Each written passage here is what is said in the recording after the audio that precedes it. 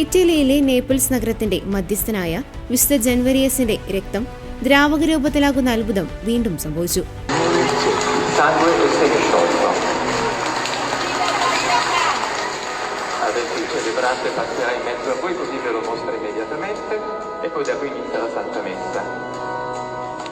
December 16 royal chapel of the treasure of saint Januarius ദേവാലയത്തിൽ നടന്ന ദിവ്യബലിക്ക് ശേഷമാണ് അത്ഭുതം നടന്നതായി നേപ്പിൾസ് അതിരൂപത പ്രഖ്യാപിച്ചത്.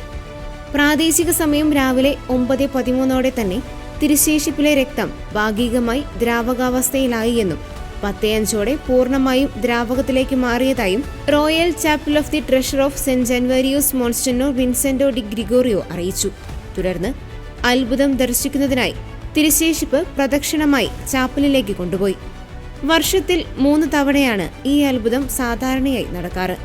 വിശുദ്ധന്റെ രക്തസാക്ഷിത്വ ദിനമായ സെപ്റ്റംബർ 19 തിരുശേഷിപ്പുകൾ നേപ്പിൾസിലേക്ക് മാറ്റിയതിന്റെ ഓർമ്മയ്ക്കായുള്ള മെയ് മാസത്തിലെ ആദ്യ ഞായറാഴ്ചയ്ക്ക് മുമ്പുള്ള ശനിയാഴ്ചയും, കൂടാതെ 1631 വെസൂവിയസ് അഗ്നിപർവ്വത സ്ഫോടനത്തിൽ നിന്ന് നഗരത്തെ രക്ഷിച്ചതിന്റെ ഓർമ്മയ്ക്കായുള്ള ഡിസംബർ 16 മറ്റു ദിവസങ്ങൾ.